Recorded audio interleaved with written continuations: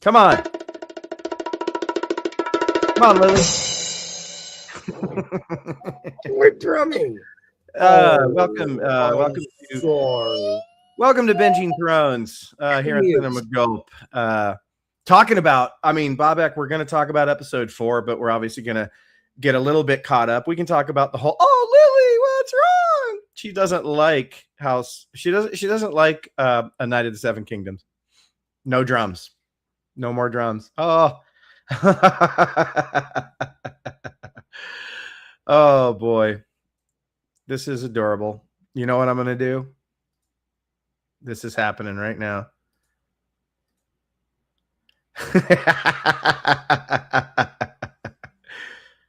I can't hear you, dude. Your audio is you're muted. You're muted. Okay, well, I'll start. Lily, don't cry. Don't cry. Even though you're adorable when you cry, but you're more adorable when you laugh. You need to laugh. I think you guys are frozen. Great start to the show, everybody. But we're talking about episode 4 of A Night of the Seven Kingdoms. My favorite episode so far of the show, but I love them all. All have been amazing pieces of character work and levity and opening up this new sort of area of the world of Westeros that I have not seen. I'm not a book reader of these. I'm a book reader, but I haven't read any of these. So I love being able to go in blind, and I've just been stunned and blown away. There's a simplicity to it that makes it feel so amazing and unique. And we need more of this kind of storytelling out there. Someone just trying to be a good person, make a slightly better existence for himself in this crazy world, and the hijinks that ensue. And like Bobak will talk about how this episode changed the entire thing. Now, like he went from, I just want to go to the tourney, I just want to try to see how well I can do, to now he's in this universe of Game of Thrones. He's in it. He's part of it now. Like, he knows people. Targaryen's got a mark on this guy. It's insane. Excuse me. How much has happened in these really short episodes. I can't wait for all 6 to be done, and I'm going to watch it as a 3.5 hour long movie. And I bet you it just works perfect as like sort of a long movie. But yeah. I'm right there with you on the 3.5 hour long movie. Yeah. Because these episodes, especially when you compare them with Game of Thrones, House of Dragons, they're so short. This is like the normal mainstream TV show version of Game of Thrones, where it's like 30-minute episodes. The good guy's not going to die. You know what I mean? And like all that. And it's like it's different. It's different. Well, they're literally chapters. They're not really even episodes, because they cut, and when the next episode starts, it puts you in the very next scene, the very next transition. Exactly. Yeah. This is meant to be binged, but they're releasing it. They're stringing it out. Because it's such high quality content. Well, they want to get people invested and word of mouth to spread and things like that. Exactly. And you got to remember that this is actually, just as much as I love it, it's the filler in between the House of Dragon seasons, because it's taken so long. And so they kind of got to keep stringing out the content, give you a little dabble, give it a little bit, so they're not going to let you binge it all at once. But for example, like my friends who haven't seen any of it yet, I'm telling them this is so bingeable. As soon as episode 6 comes out, I'm watching all at once. At once, yeah. And that's what I'm doing episode by episode anyway. Like I'm rewatching the whole thing for every episode, and it works so well that way. Like you said, it's just like, because it's a 35 minute long episode and they leave you on a cliffhanger, and I'm like, actually this week. And it's like, no, tune in next week. I'm like, no, we just got started. How do you mean tune in next week already? The ball has just got rolling here. I want to see how this pans out.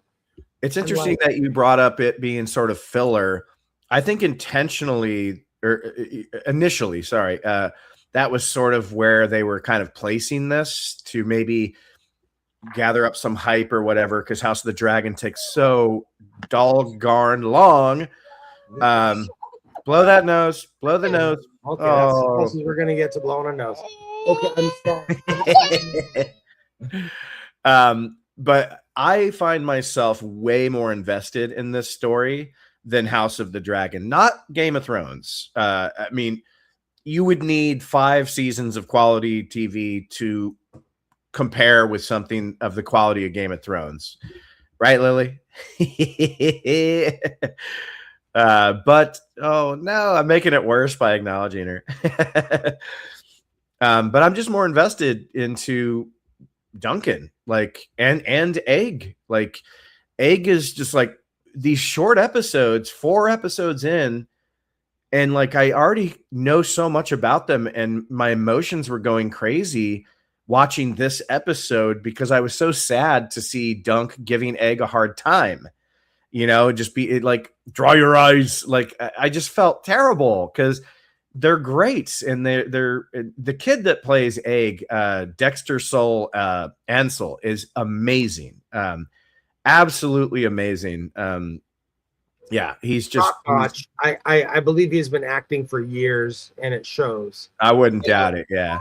But here's kind of how the episode opens, where he goes into Duncan's cell and he apologizes, and I love it because he still talks to him as he's his squire. You know, I'm sorry, sir. I'm sorry. I just really wanted to be a squire.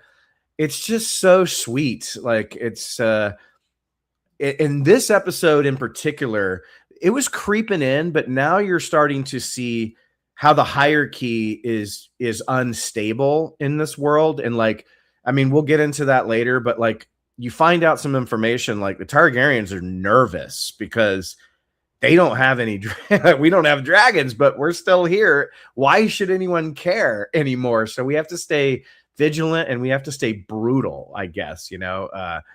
But it's you know, dictatorship, and they're lashing out, you know. Yeah, they really are. Apparently that's why they kind of came to this particular tournament, which wasn't really supposed to be that big of a deal, but they need to show themselves at all these things to stay relevant, I guess. And that makes total sense. And I'm jumping ahead, but when you get to the point where they're all at the table and Arion is, knocking walnuts with his knife, and he just expects the headmaster guy of the tournament has to go and pick him up. And you're like, oh, okay. So people are still under this illusion that like Targaryens are super powerful. I know they have the roast your city from the air anymore. Yeah. Compared to this little village or whatever, definitely. I really like this exchange right here. I think it was needed, obviously. And one of the things, it's like, I was bothered and bummed that Dunk has to come down on Egg so hard with like, you lied, you told me this and you told me that. But it makes sense though, because Egg, like, he is royalty. So anything he does is going to affect people around him. So even though he wants to get out of the situation, and you can tell there's like Targaryens that don't even want to be there anymore, and you find that out a little bit in this episode. But I don't know. What do you think of this? What do you think of the kind of the opening scene where these two, where this is the first time you see Dunk speak to Egg, knowing who he is, This episode, it's I have so many good things to say about it, a couple of thoughts on it as well. But I do love this opening scene because I feel like when you're getting into the plot line, this is where you're seeing Aegon as who he is. He is the fourth son of the fourth son or whatever. Yeah. And, you've got Dunk just literally just a bum. I mean, that's what a hedge knight is. They're just homeless, and this whole thing, it's, in my mind, it's not a story about Dunk. It's a story about Egg. It's a story about this privileged kid who's running away from home as an act of rebellion. And this is this is his story. Like you said, there's repercussions for what he does. And, you know, everybody else is just kind of sucked into these families' drama, you know, and that's what this whole Game of Thrones is, especially House of Dragons. You really see how just the family drama is suffered by the people, you know, and you see a lot of like Dunk, not just mad at Egg for lying, but for you see a lot of Dunk in last episode and this episode of him sort of lashing out because he realizes he's nobody. You know, I mean, he knew that anyway, but now he's really feeling he's nobody right here when he meets Egg and he's sitting, you know, in this dungeon eating bread or whatever. And I don't say he's pissed about that. He's not his character. He's not a small, you know, he's not small in character. His character, he's very brave and honorable and stuff like that. But he is kind of, he's pissed that like, you know, man, you're this guy.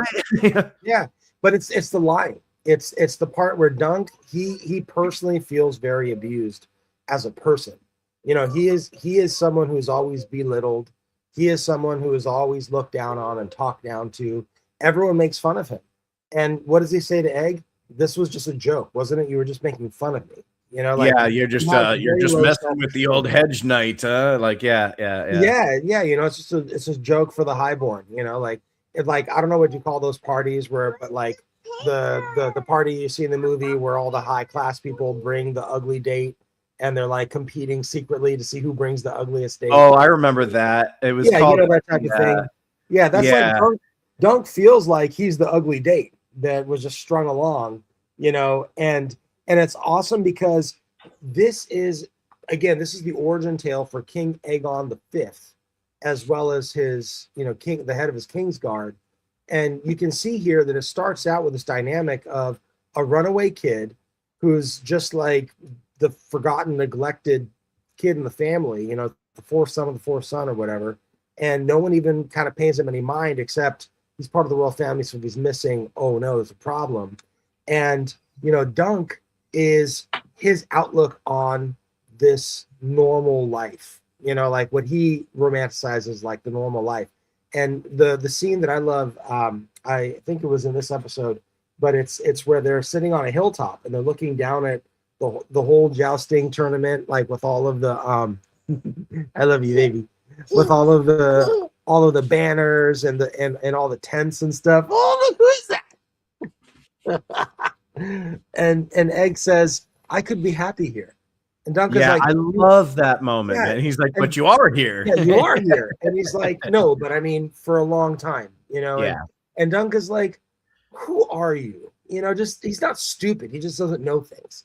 You know, he's not stupid. He's uneducated, right? He's a little dim. He's a little dim. Yeah. But yeah, because that moment right there, we know who he is. So when he says that, it holds all that significance of like, man, I wish I just had this simple existence. And I was just one of these people that like nobody knew, nobody cared about. I have the weight on my shoulders, unfortunately.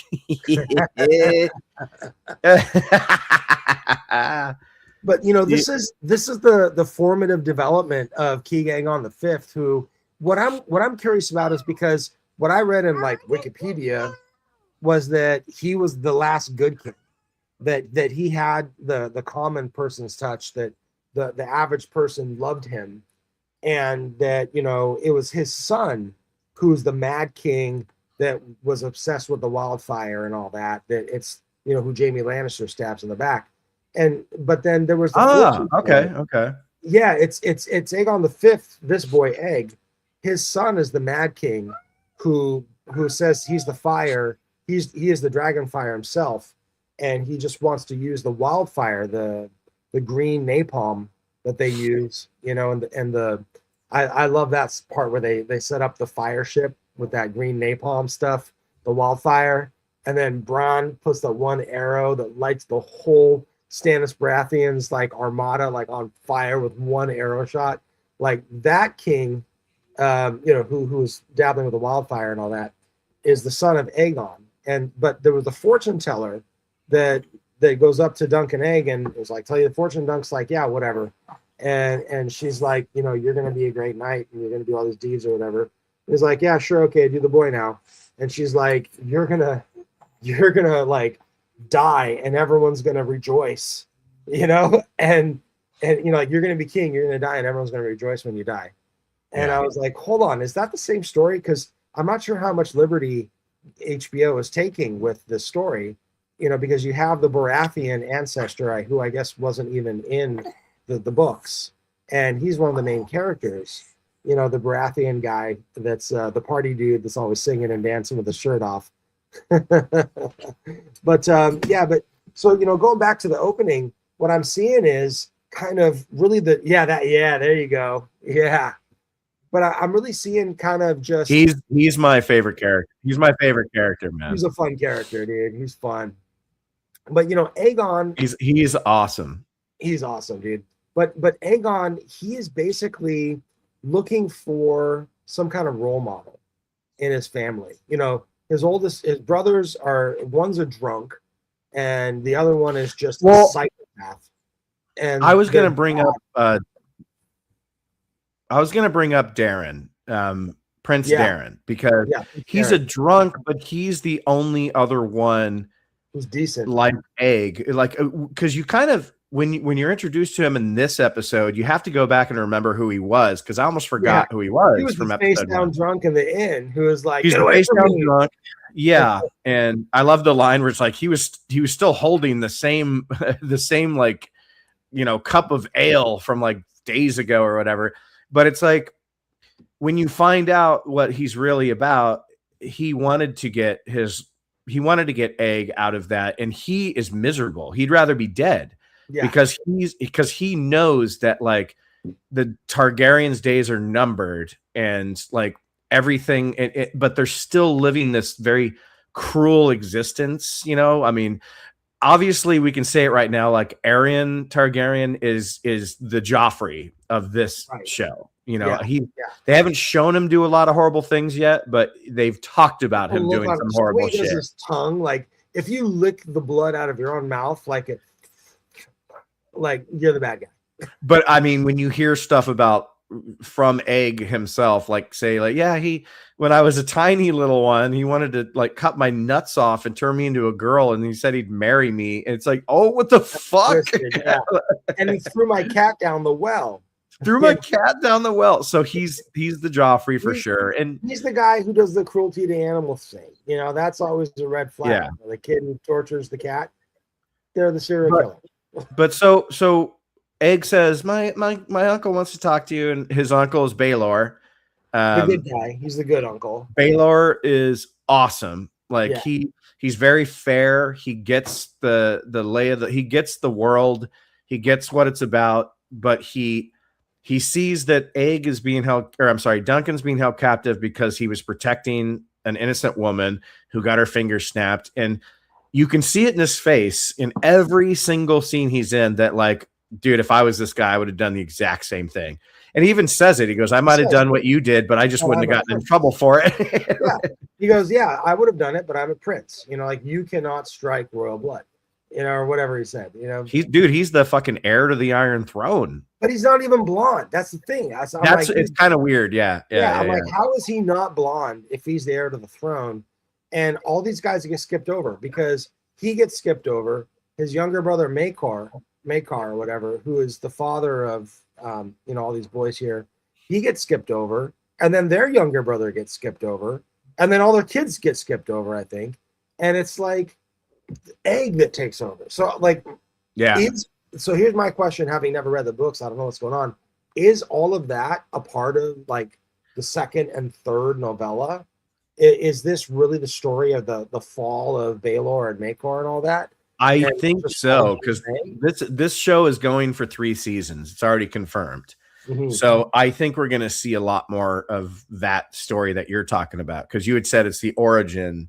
So yeah, I think, and I hope they stay true to the show of it, because it is kind of uplifting and it's chivalrous and it's mighty, and it's a throwback to like, I'm the good knight. I love it when Dunk is just talking to his horses. He's just talking to his horses. But so he goes in front of Baelor, and Baelor is like, man, I mean, I'm saying it like a I'm saying it like a Model, white man. American SoCal guy, Yeah. dude. Bro. You know, how good of a night are you? Like, and he's like, Yeah. I don't know, I'm okay. Like, I'm fine. You know, and he's Yeah. He's like, he's no, trying to I'm help him. thinking about joining your side. How good of a night are you? Well, right now he's saying, because he goes, you know, Arian wants your head. I'm not going to give it to him. So that's already off the table. But you may have to duel with him. So he wants to know how good of a fighter he is, because, you know, even someone like Arian, who's like kind of a pussy and he's obviously cowering. Those guys can be crazy fighters because they're just insane, you know, like, so you never He'll do know. anything. You know, like everyone else trying to follow the rules. This guy's going to stab your neck in the throat. That's why you never fuck fuck with the quiet nerd in high school, because he's gonna take a pencil and put it in your fucking face, you know? Yeah, exactly. You know, like and this isn't even the quiet nerd. This is the Dennis the Menace on crack. Yeah, you know, town, and you can't say anything about him, otherwise the school will get shut down. You know, like And I love that you get that right off the break. Like, you know that this is the bad guy. Just when they just show you his face. He's just got that face where you're just like, you're a punk, you know? Yeah, I mean, for me, like, starting my journey on GOT of Westeros with House of the Dragon, and then going into GOT, and then watching this, for me, it's strange to see like a Targaryen with like super short hair.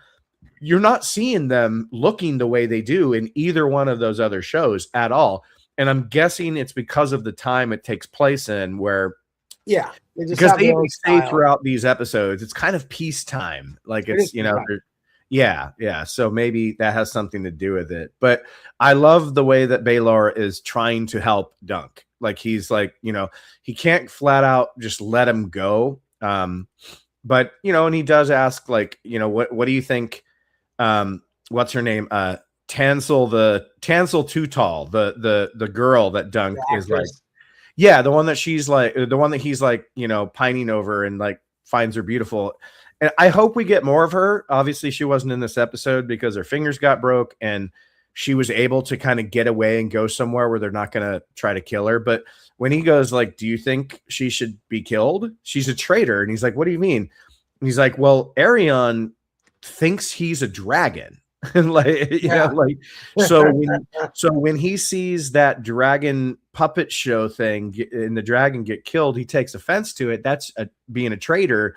I think that's insane. But again, that shows the insecurity of the Targaryens right there. Hardcore, you know, like, you can't reenact you know, this, you know. Yeah, you know, this is the tail end of a dictatorship. This is when all they have is repression. They don't have any kind of charisma. They have no success. They're not better than anyone else. Yeah. You know, they're not smarter, stronger, faster. They don't have the dragons, and everyone knows it. And that's so. Here's my take on this whole story, is that it's a very compressed storytelling. You know, you're like, you know, with Game of Thrones, you've got years to develop a character's arc where they turn from one side to the other, their allegiance shift, their personality traits change, you know, like all that. They bear it out over years, and it feels a bit more natural.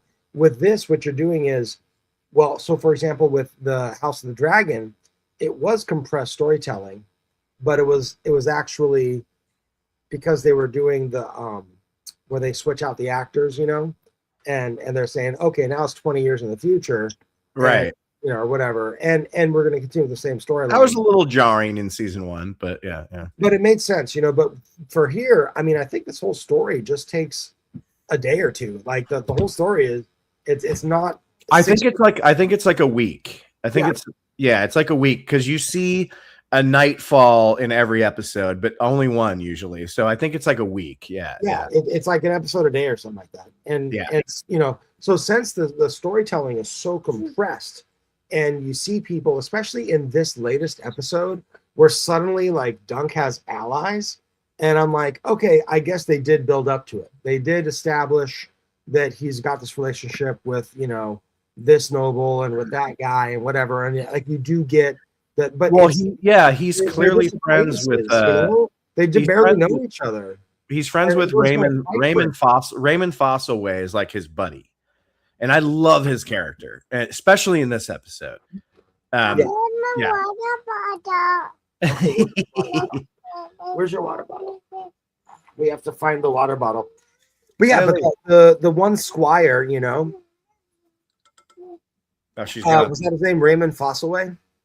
yeah, Raymond Fossilway is his buddy that was watching over his horses. You know, he's kind of the squirrely guy, and he's the one who has the cousin, Sir Stefan. Yeah, Who, Sir and we'll Stefan. get into that now. So, like, after basically you have Dunk going in front of the Targaryens, and I think I have the picture. Let me find it here. That's the one where and I love how, like, when Dunk goes to sit down with Baelor's like, I'm so sorry about my shithead little nephew, and he's like, no, he's a good boy. He was doing it. Like, I love that, because Dunk was just giving Egg so much shit earlier, but now you're like, nah, he loves him. He's just giving him a hard time. Well, Dunk is trying to be the role model that he feels that his night was to him, you know?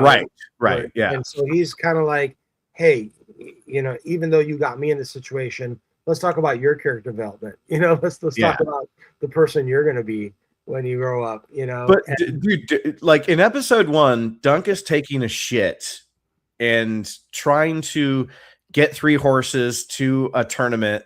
And then he walks around and he like sells a horse to get money to have his crest painted on his shield.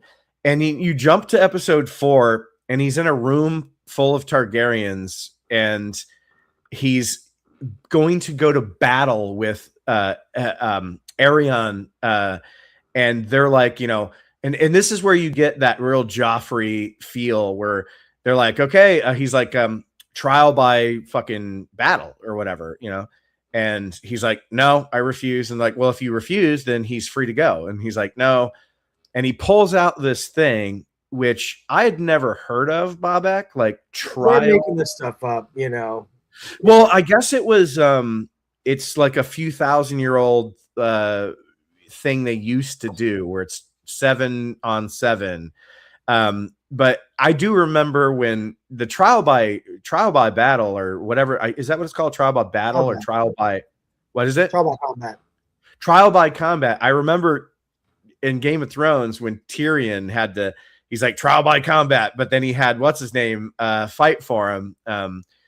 So I remembered that, but then it was like 7 on 7, and it's total bullshit, because Aerion knows that this hedge knight doesn't even know 7 people. He doesn't even know 7 people.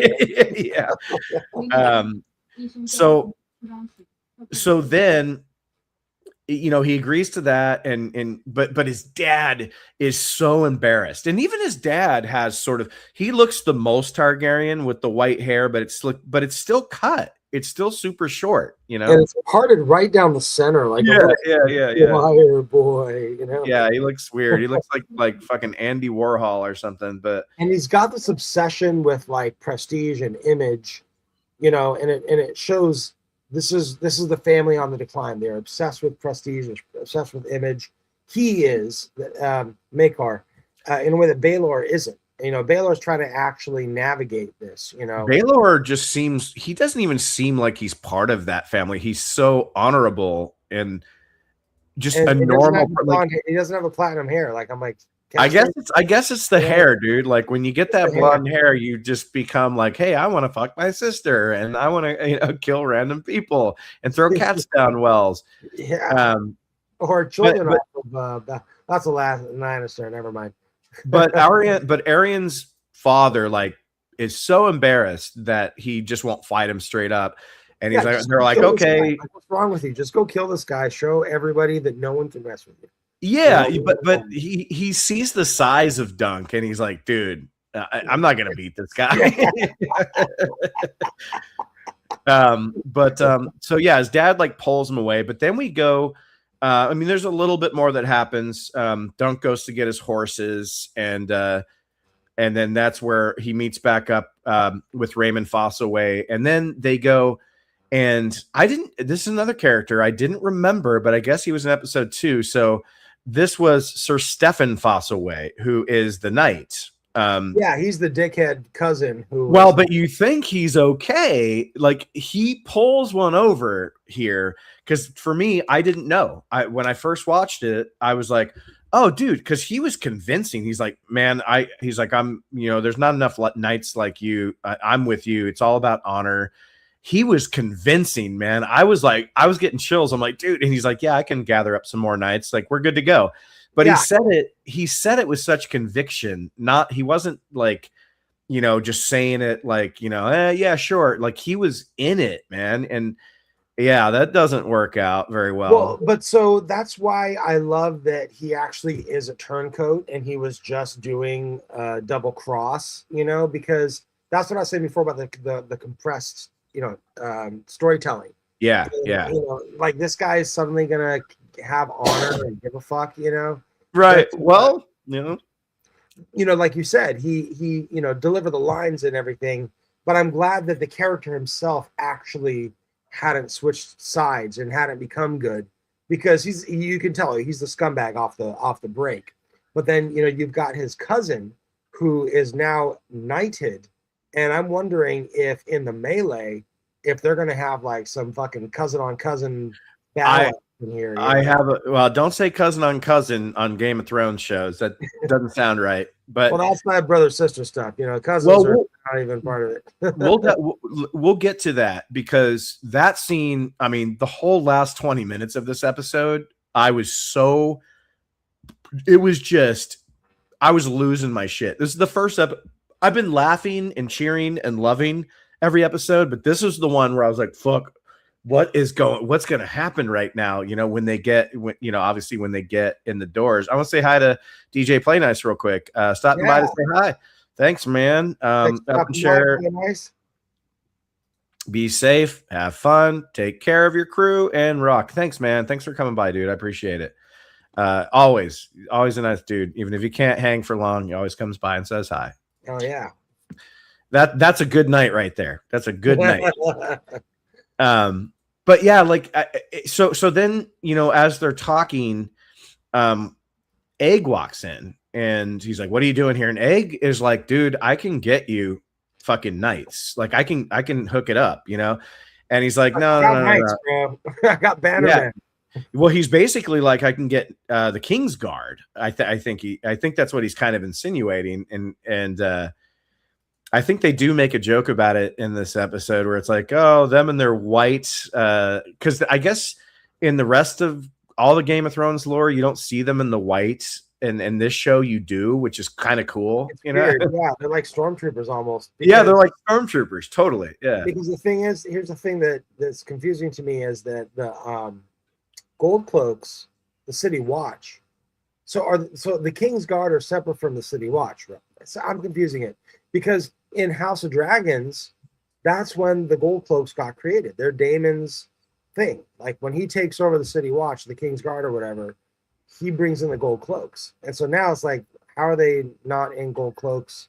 They're in white, but then they go back to gold cloaks. Like, I always thought of the gold cloaks thing as like kind of like not a militia, but like a separate entity that was there. It might be the gold cloaks or the City Watch, and the King's Guard are not the gold cloaks, but I could have sworn the King's Guard were in gold cloaks. Maybe you would know better than me. I don't know. I'd have to go back and look that up, because I'm probably confusing myself right now. But it's crazy though, because you see, House of the Dragon is very different. It's very politically driven. You don't get any common folk, really. Not any. I mean, at least in GOT, you get like the flea bottom characters and. Excuse me, you get random characters, but they all end up sort of being connected or tied in one way or another. Bastards. They just don't know it. Yeah, and in this show, it's so different. Like, people are just on this side of the track or that side of the track. Like, I'm loving Steely Pate, man.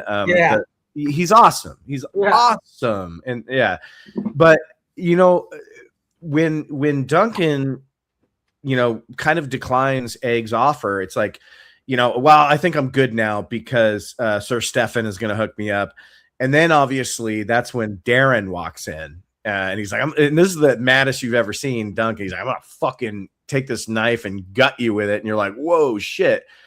And I get why. He's like, dude, you lied. You lied about like Egg. Egg, honestly, if you go back and watch episode 1, though, Egg never did technically say that he was no, he never did.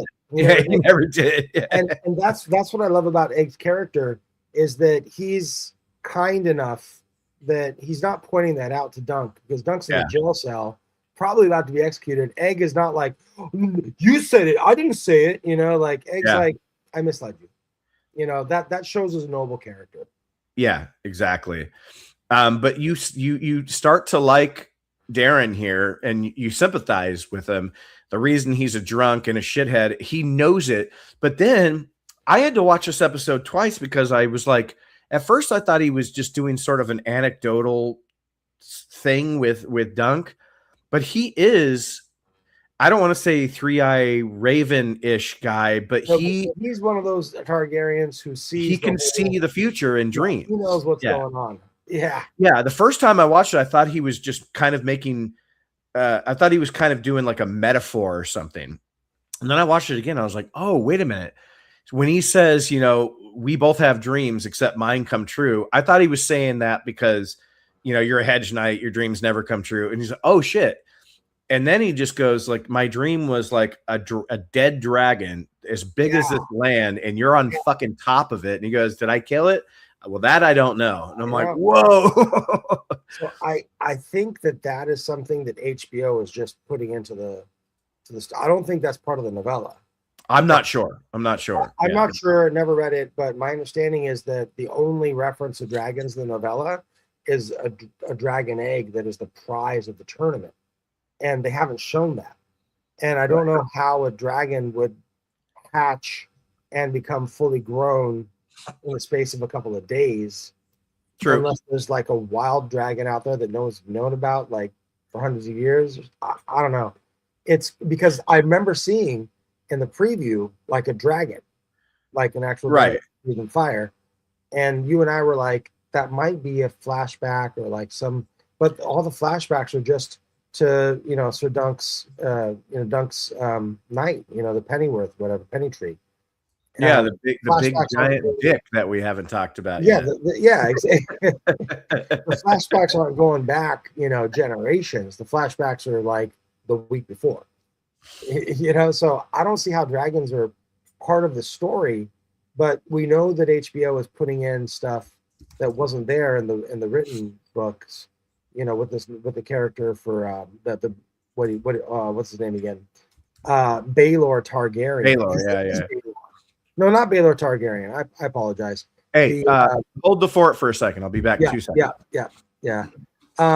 No, but this is a lot of fun to to watch how this is all working out and stuff. But I don't see how the dragons are gonna play into it. I don't really get how they could exist in this world and everything. And honestly, I don't want them to. I like that this is a world that's just about people, just about the small folk. Something that I kind of want to touch on a little bit is the music. And that the very beginning of episode 1, there was no intro. It was just the beginning of the Game of Thrones music, and then it was literally the main character taking a dump, shitting on the intro. And throughout this whole series, the music has been one of the biggest changes for me. It's been amazing to see that, to hear that they've got this whole new kind of folksy, almost like a Irish or even like Eastern European type of like folk music going on. It just sounds so different from the Game of Thrones music that we're used to, with like big cellos and like a more of a modern orchestra type setup. And in this episode, as you're going from a simple hedge knight literally burying his mentor by the side of the road, all the way up to a knight who's interacting with the princes of the realm, the music, the traditional Game of Thrones music theme has been coming back bigger and bigger. And at the very end of this latest episode, where you see that they're gearing up for some kind of dramatic, where you literally got Sir Dunk on his horse in armor, challenging all the assembled lords of Westeros. Are there no new true knights among you? Oh wait, I got it right here. Yeah, but there you go. Are you all pussies? and this is building up into more of a Game of Thrones story. At the end of this, Sir Dunk is going to be a full-fledged player. He's going to be one of these people that's doing machinations with the royalty and stuff. Right. And as you see him developing that political, becoming part of this world, you hear the theme music, the traditional Game of Thrones theme music coming in. This episode finally brought it to a head. Yeah, the exactly. music. At the end of it, where he's assembling the troops, and I was so coming up. Pumped, dude, when that happened. Like, again, this is a smaller story. It's not, your Game of Thrones where every episode some crazy fucking shit's going on.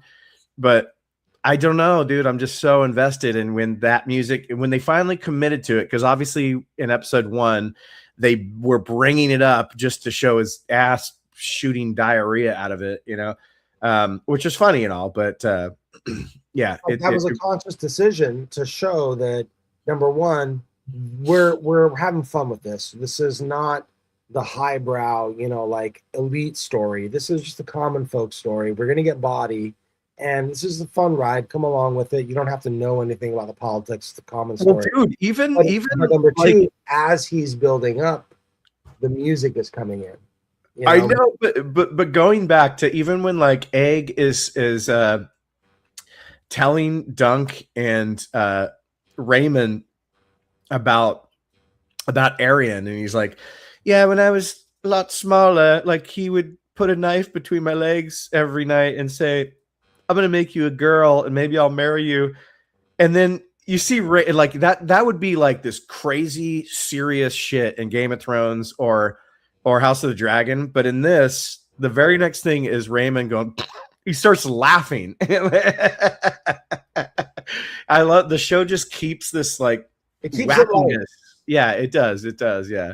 And there was the part where, Raymond Fossaway, where after Dunk saw that it was, Arian put his lance through the horse's throat, and he's like, oh, what an unfortunate accident. Raymond is like, he's like, you don't really think that was an accident, right? Yeah. Why would you say that's an accident? Did you see anyone in the crowd besides you think it was an accident? I'll say one thing, dude. Like, Arian's armor is fucking bad ass. Like, when he puts that thing down. Yeah, it's got that face on it and stuff. Yeah, and then it's got the like big like horns in the back of it, like red horns. Yeah, he's got the spikes. Like they do the spikes. The hair. Yeah, his hairstyle looks like his helmet. And they kind of did that with the women's hairstyle in the House of Dragons, where they're and also Game of Thrones. Their braids look like the spikes on the dragon's head and stuff. But this guy has the most punchable face. Like he looks. He looks like the lead singer of a 2001 pop punk band, Yeah, just whining all the time. Fucking frosted tips. I'm sure he's the nicest person in real life, Oh, yeah, for sure. Yeah, such a punchable face, You can, as filmmakers, you can create a punchable face from a very good-looking and nice person. All you have to do is get an actor who can just make it punchable. Because then you see these guys in interviews and they're just regular people and they don't look punchable. Yeah. It has so much to do with the way they portray it. Speaking about costumes and stuff, Sean Thomas, the actor who plays Raymond Fossaway, he's got this scraggly beard because he can't quite grow it in and all this. Yeah. And then you look at the actual actor, clean shaven, he looks like a hunk. Like he does. Yeah. Leading romantic lead. You put that scruffy little half beard on him, and he looks like a total wuss, just complete little wuss. It's all just being a good actor and shooting at the right angles, creating the correct costumes, the correct everything. I mean, there's so much that goes into creating a character, like how should we have him dress? What should we have him do like this? Or, like there's so many little things. But I don't know where you got to, but so I want to just really quick go back to when Darren Targaryen was talking with Dunk the night before, and he just says, you know, we used to have dragons. Now they're gone, and we're still here. Like, it's so it just like he feels it, dude, and he knows. And he knows. He's like, I'd rather not be alive, you know. And it's insane, you know. And it's funny because, like, for him, he knows it's not his generation that fails. He knows it's not until, you know. Well, that line gets you so much more amped up for more House of the Dragon, because you're like, what happened? You know, like, you know, and I'll find out, obviously, but House of the Dragon, which I'm really looking forward to coming back to, once the action gets going, it better be on camera instead of off fucking camera. That's my problem with that show. Yeah, they just show all this stuff, and it's like, oh, I just came back from this epic battle that we didn't show, and I was gone for 7 years. They got to stop pulling punches, man. Like, let me see it. Let me revel in it, because that's what this season is taking so long to get here. It better be at least 10 episodes, and just I'm not saying I just need action, but we have been sitting through 2 seasons of political red tape, so to speak, you know? Well, the action is only relevant so far as you are invested in the characters. That 100%.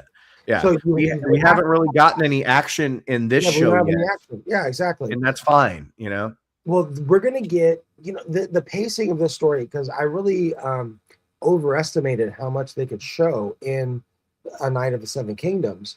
Considering they only have like 35 minutes per episode, 6 episodes, it's really not that much time.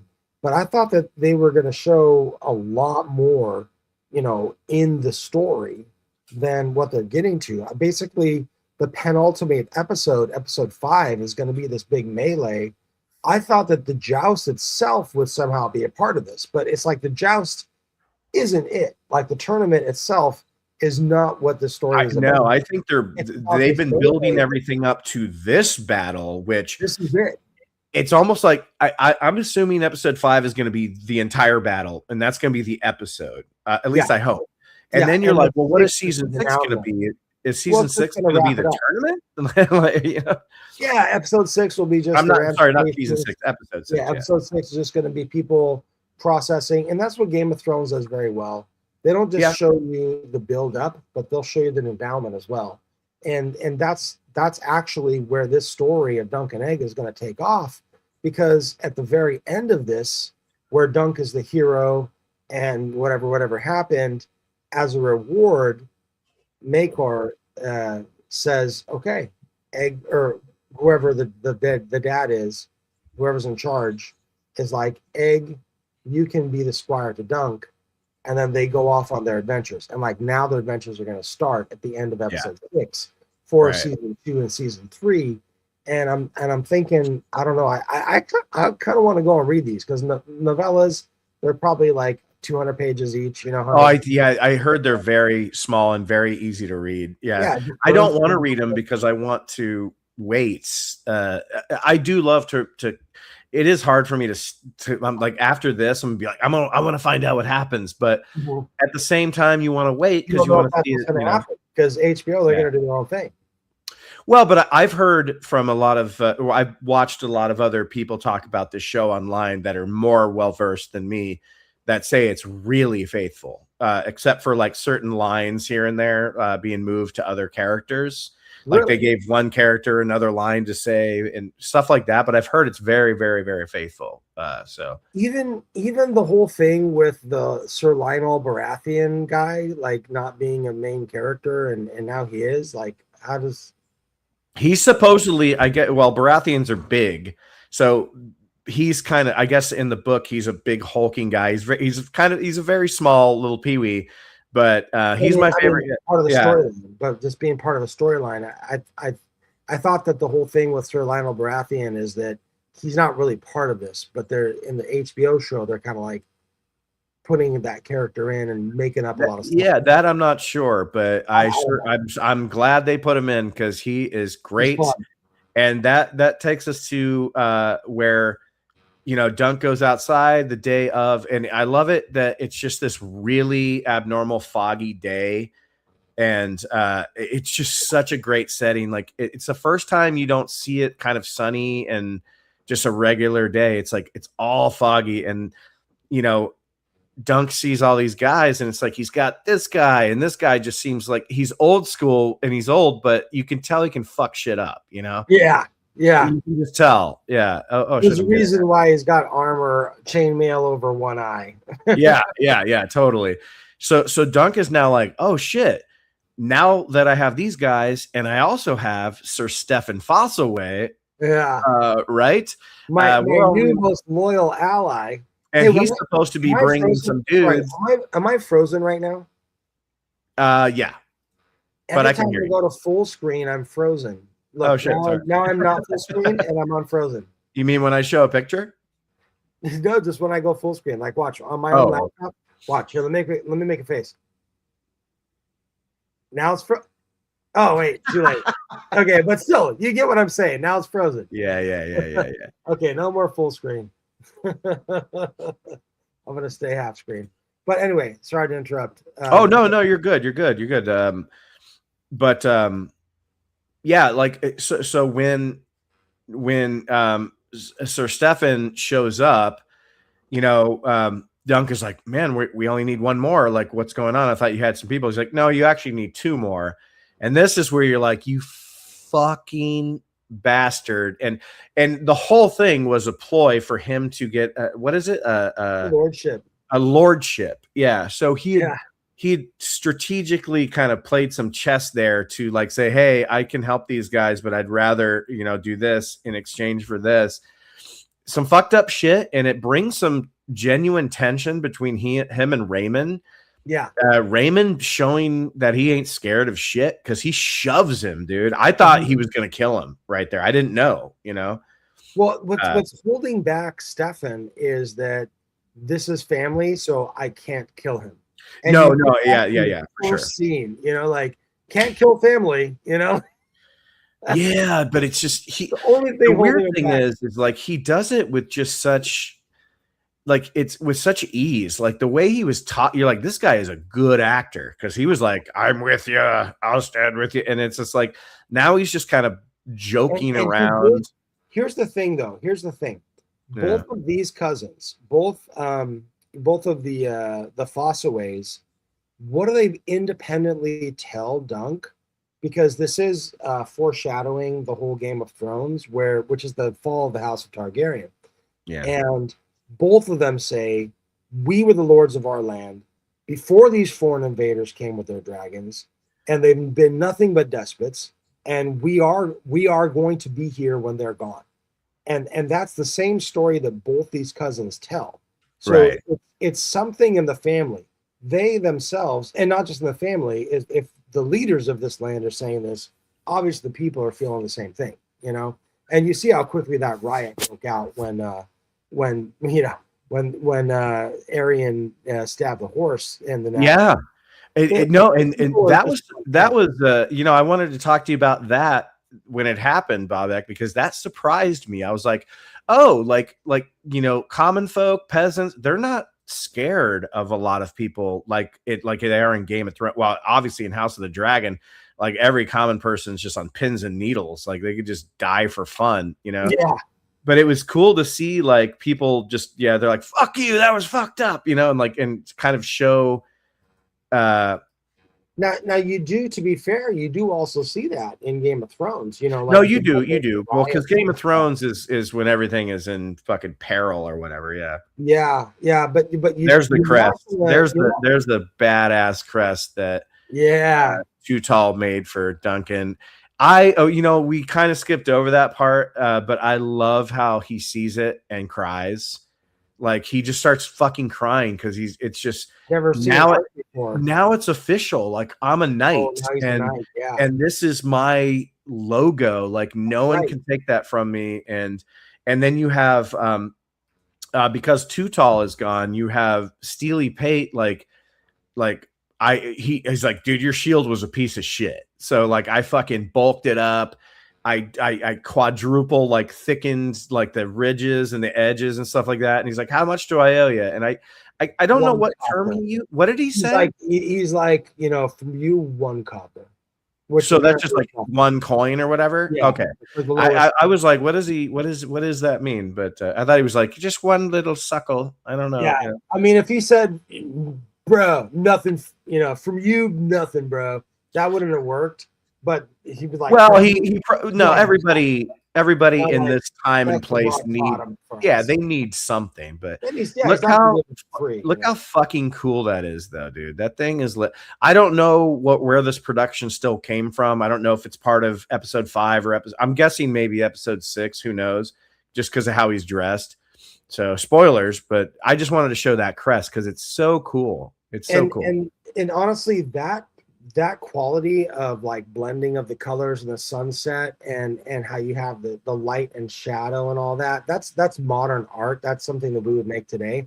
That is not how it would have looked for sure. Because if you see like there's like sun shadows going down the tree trunk, it's very detailed. Like that's something that someone makes now, but it's still and so on the other hand, it's, you know, let's take it at face value. This is a very talented, you know, artist who can paint things realistically in a pre-Renaissance time. And you've got this homeless hedge knight who is a recipient of, like, imagine like if you or I suddenly were like, hey, can you take a selfie or whatever, and or take a picture of me, and someone like gives you a hologram of like crystal clear image of yourself, and you're like, I've never seen a hologram image of myself before. Like, what the fuck is this? You know, that's almost kind of the level that I take it as. He's looking at something, artwork, you know, that is like advanced beyond his time. And it just happens to be from this chick, you know, her fingers now cut down to the bone at the very least. And she's if you remember him and Egg describing to Too Tall like what they wanted, it was very scatterbrained. He's like, how about a tree, and then a star, and a hill, and she nailed it like that. And he cries when he sees it. He's just blown away. The realization of like, I'm legit. I'm somebody now. Like, I mean, I'm somebody. You know, I'm somebody. Like, this is mine. And I love it in this scene where. So anyway, so he gets his guys. They go in and you know, like I said, Sir Stefan is like, fuck you. And then Raymond goes, no, fuck you. And he shoves him. And he's like, and Raymond's like, make me a knight. And you can see that Dunk he didn't learn enough to know that he can kind of knight anybody he wants. And, or not anybody he wants, but he can knight a squire. And, it takes Sir Leon Baratheon to go like, I'll do it. You take care of business because we're running out of time. I fucking love that. There's something about like watching somebody get knighted that's just so cool on camera. I don't know. It's just so cool. So he knights him. That element of danger of like, I could cut your head off and you're not going to defend yourself. Well, especially the way they take the sword and they swing it, you know. The way he did it. But, you know, the idea that, like, I'm not going to cut through. I'm going to touch here and touch here. And because you are my person, you know, like, I would not harm you, you know. And I kind of like that, the action of the sword. But even in all this, like, tension, just brilliant direction, the tension, they only have, like, they're running out of time. You still get a couple moments of levity. I love it when, excuse me, when Dunk is walking up, to Arian's crew, and then you just see the one guy go like in slow motion. He's like, I don't know, I don't know what to tell you. But then we get the brilliant. I wish I could show it. HBO's pretty. They're not really letting people show clips. They kind of take your shit down if you do. But when he's like, are there no knights left? You know, who the fuck? And then just this random dude stands up and you're like, yeah, this guy is going to fucking crush. He looks like Jason Momoa. And then he just blows a fart. And you know what? He's one of the Blackwaters because, like, I watched it with the subtitles on, and so it says his name, but he's one of those Blackwater guys. Remember the whole battle of Blackwaters? Yeah, yeah. It was Yeah, so Blackwater. Yeah. it was the Blackwaters versus the Black Rivers or whatever. I don't know. That was in House of the Dragon. Yeah, exactly. Yeah. And they actually refer back to it in Game of Thrones. But so he's one of these country fucks who's just like thinks it's hilarious. It was the Brackens. Brackens, yeah, I think Brackens. the Brackens and the Blackwaters. Yeah, so I don't remember which one he was, but he's one of these guys, you know. So how do you know that? Like, is it just the way you look? Oh, okay. Well, the way you look, but once you know the costuming, they kind of do the costuming that way, so you know which family everyone's from or whatever. But it was just the subtitles, because I have the subtitles on.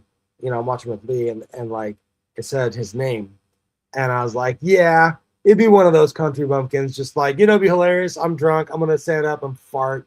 Everyone's gonna laugh. Oh, he does that in front of his son while a knight is there talking about honor. It's like, it's pathetic, you know. It's pathetic, dude. And it shows the contempt that all the nobles have for all the commoners. You know. Yeah, well, but when Dunk did get into the arena, they were cheering him. You know, like for the show, they're not going to get involved. You know, they're I guess you're right. Yeah. That's where they on the NFL playing field, but I'll cheer. That's where you get the most Game of Thrones of the show, is whenever Dunk looks back at the audience, and then the royalty in the center, and you see the women. Yeah, you see the women who haven't really said anything yet, but they're clearly rooting for Dunk. The women, you can tell, like they're looking, like they're rolling their eyes when that guy farts and stuff like that. But I just kept going, dude, somebody please, please, please, who is it going to be? Who is it going to be? And then this motherfucker comes out, fucking Baelor Targaryen comes. I honestly was not expecting that. I didn't even think about it. I should have been thinking. In hindsight, I'm like, oh, that makes the most sense. But I wasn't actually thinking that was going to happen. So that's why I'm wondering, you know, how much of this, the fall of the whole family, the Targaryen family, how much of it is due to infighting? Because we know that in the House of Dragon, it's all infighting. And here you see like Baelor and Maekor, and the names, they sound very familiar to me. I don't know anything about them except for like Baelor's Sept is like the Vatican City or whatever that is destroyed in Game of Thrones, the wildfire and stuff. But they dropped a Lannister name on this episode too. You know, I think there was a reference to making Dunk as rich as a Lannister or something like that. Yeah, something like that. Yeah. Which is great, you know, that they have all those tie-ins, so you know it's the same world. And I still haven't heard any Stark. I haven't heard any Stark name on this show, but I don't know if maybe that wasn't even, they weren't even really, or I don't know, but yeah, no. I feel like this is such a compressed story. It's maybe a week, you know, it's definitely taking place in the South. It's a week, yeah. It's every episode like one day, yeah. Yeah, and it takes place in the South, as far from the Starks. The Starks are kings in the North. They man the walls. They're not really a part of the jousting in the South, you know. Right. I think that the most we've got so far is just over in the House of the Dragon, where you have those long beards marching south from the wall of the friggin' montage they gave us instead of an actual ending of the second season. Man. You know? Yeah, I'm still so fucking bitter. Those two episodes the Starks are just like an aside. You know, they're just like for sure. Like they weren't anything yet. Yeah. I'm not expecting to hear the name, and if they do, it probably just gonna be shoehorned or something. But yeah, they'll force it in just to make us go, oh. So then Baelor shows up and he delivers that line where it's just like, you know, I want to fight with a knight who still has who still understands the vows of what a knight is, you know, like, and I love it. What's his name? Arian's father's like, you've lost your fucking mind. He's like, well, we'll see. He's like, and that's right where the episode ends, and you're like, God, dude. And that was the whole thing with like the compressed storytelling. You know, they're just everyone just falls into place so quickly because it's only 30 minutes. They're only going to give 10 minutes to the team assembly, you know, part of it or whatever.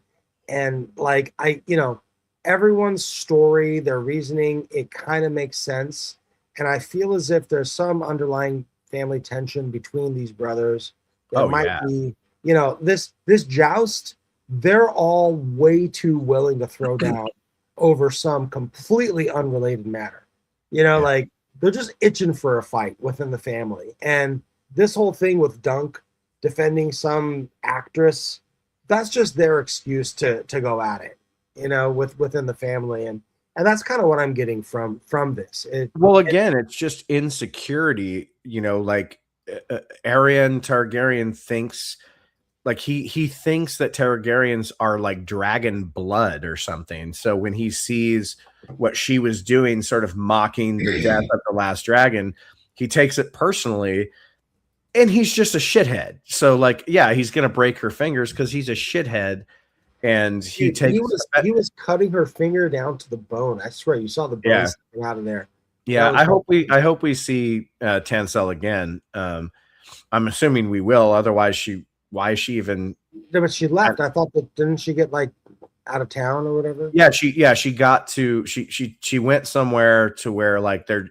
He even says like sort of like land forgotten, so no one's gonna remember or care. Yeah, like she's across the seas or whatever. Like you got yeah. But I hope we see her again because she was kind of introduced as sort of Dunk's equal. Like I guess the character is like his romantic, the character is almost supposed to be as tall as Dunk, and the actress herself is like 6'1", so it's like they got the right actress, Yeah. So I hope that it's not just that's it, but we'll see. But overall, where did you?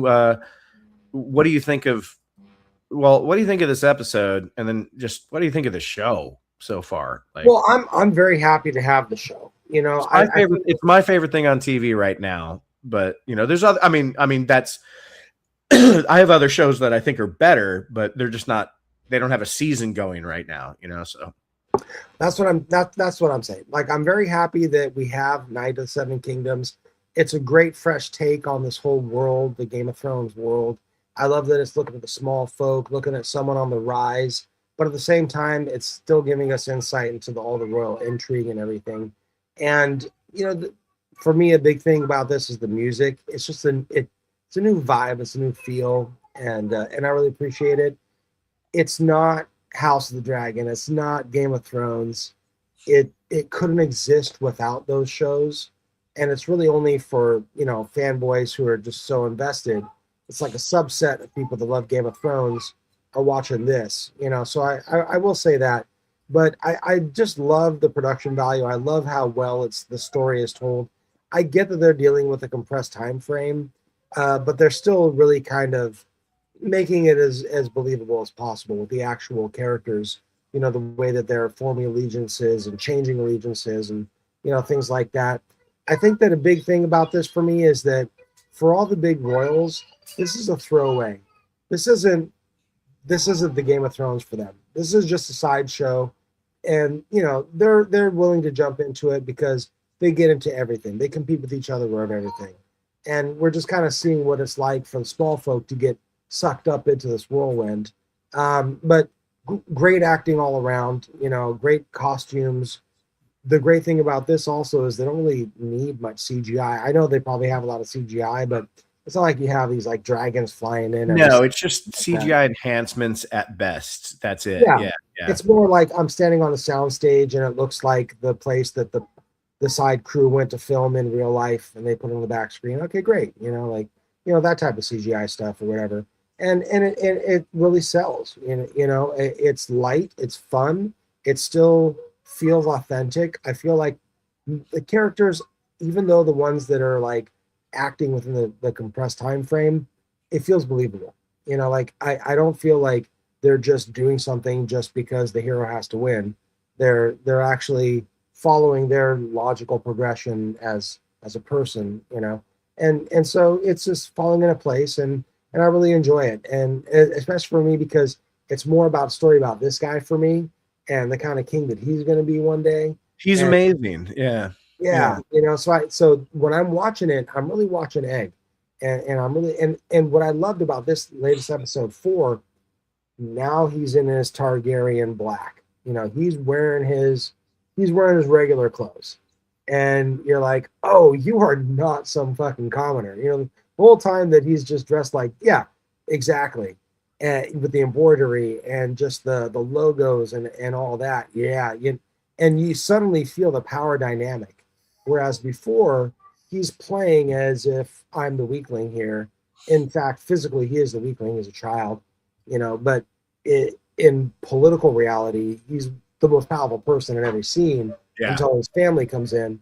And Dunk never realized that, and so I love seeing Egg really present himself as who he is and get insight on himself, from I think it was a previous episode where the fortune teller was telling him, actually, people are going to be happy when you die, and you are going to be king, and all that for him is revelation, so just really seeing this character of Egg develop is a lot of fun for me. And I'm so looking forward to finally getting to that melee. I thought it would have been like episode 3, and then we get some jousting in episode 5, but it's like, no, this is what they're building it up for. And it's only a 30-minute episode, probably 40 minutes for this one if it's the big one. So if we get a good 20-minute fight scene, like that will be nuts. I mean, that's kind of like a real-time fight right there, So I'm looking forward to that. It's going to be a lot of fun. Looking forward to the announcement and a couple more seasons, but more even than that, I'm looking forward to getting back to the House of the Dragon, dude. I want to see some dragon action here. Yeah, I know. I'll probably bring this up when we do the season finale of this, but everything you said just made me think like this story in the Game of Thrones universe. It's like if there was just this, kind of newly knighted knight in Gondor in Lord of the Rings, and maybe one time he saw from a distance during a huge battle, he saw Boromir, and he's like, he could technically say, I fought with Boromir, and like, but nobody knows who he is because there's just a million of these guys, and he's just this little, Gondor knight that like nobody really cares about or thinks about. And then you get a little side quest with him, and it's like a slice of life. I know another YouTuber has said that already. I'm not stealing it. I just agree with it. Like, it is just a side quest, but that's what I love about it. It's like, these networks, Bobak, like HBO, the studios, like they want to make as many spinoffs to popular IPs as they can, especially to get rid of the taste of what a lot of people think is a horrible ending to Game of Thrones or whatever. House of the Dragon started to fix that, but then it kind of didn't do as good of a job in season 2 that it did in season 1. And it's just so dead serious where it's nice. It's almost like they're like, hey, you know what? Let's pepper in this little story of one night and one guy, give it some stakes and have it connect to the overall, at least in some way, with Targaryens and things like that. But let's just tell the tale of this dude and his, I don't want to say sidekick. You can't really call Egg a sidekick anymore, but like, it's just, I think it was perfectly, I think it was perfectly placed to give people some levity in the Game of Thrones universe. Like, I don't think you need to like do that with more shows. Keep that with the Dunk and Egg show. And then if you have another spinoff to something, make it something else, but because let Dunk and Egg have its flavor. Let every, keep vanilla, chocolate, strawberry, let this one be the funny little lighthearted. I call it popcorn. I call it the Game of Thrones popcorn. And normally when I say popcorn, I mean something you don't have to pay attention to and forget. It's still Game of Thrones quality. This is Game of Thrones. But this is easily accessible. It's with the dick and fart jokes, the Kevin Smith humor. It's great. Dick's farts and shits. Yeah. I'm loving it. This was the biggest cliffhanger we've gotten so far. Like they are literally 30 seconds away from fighting. So yeah, dude, or maybe 1 minute, but yeah. So far you've got Dunk. You got the dude with the broken leg. I love that guy. He's like, yes, my leg's broken. As long as I can stay on my horse, I can fight. He's not going to make it, Probably not. I mean, this dude who I think is going to take some motherfuckers out. He's going to take some guys out, but who is that guy? I don't know. So there's that guy. We're gonna call him that. He's Sir Chainmail the Chainmail. Sir Chainmail the One Eye. So you got Dunk. You've got Sir Chainmail the One Eye. Sir Chainmail the One Eye. You've got his one-legged, broken-legged guy, and then you've got the new up-and-coming hero. What's his name? The cousin of Fossaway, Raymond, yeah. Raymond Fossaway, and then you've got the Prince of the Realm, Baylor. Who are the other two? You have the Baratheon, and you have that's right, the Baratheon, and then one more guy. I don't. He's what's his name? Like Arlen Pennytree or whatever. Is it Pennytree? Is he the one of them? Pennytree is the Dead Knight that was the. Oh, that's right. Oh, no, not him. So whoever that guy is gonna die. You know, I'm trying to. So I think at the end of this, Baylor is going to be alive, and you're going to have. Oh, Baylor's not going to die. Yeah. No, he's not going to die. Stefan Fossaway, he's going to fucking die. He's going to get axed by his cousin. I'm thinking. I have a feeling Raymond might die too, though, but I hope not. Raymond might die. That would be a good death because it'd be like the dramatic, like, oh, I died for. Well, I love how Darren was like, just give me a little tap. Just give me a little tap and I'll fall over. Because he has to fight. He has to fight on Arian's side, but he's like, I'm with you, man. I'm not gonna fuck with anyone. Just give me a little tap on the head and I'll fall over. I'm done. He goes, he says something like, give me a little bit of lightning, just hit me a little hard so I hear rings, but so not it's too not hard. Completely obvious, but I'm gonna be going back to the bar afterwards, right? Yeah, he's probably gonna be drunk. Because we haven't seen during and after. The setting was so good in that last like 15 minutes. You couldn't see anyone through the fog. I loved that they decided to make it a really foggy morning or whatever time of day it's supposed to be, because you can't even really see like Arian's team yet. Like you can see the people, but you haven't really gotten a glance out of like. Because like I expect Darren to just be drunk. They're just gonna be like, "Oh, you just stay on your horse and don't fall over, you idiot." You go after the guy with a broken leg, dude. I'll bet you that guy fucks some shit up. He probably does, because otherwise they wouldn't show him as such a badass. Like, yeah, my leg's broken, but fuck it, I'm gonna fight anyway. He wouldn't get a line. But like the way one eye got like fucking nothing, dude. The only thing I care about is this guy does not die. Please. Oh, he won't. No, he's not gonna die. He's way too popular. Yeah.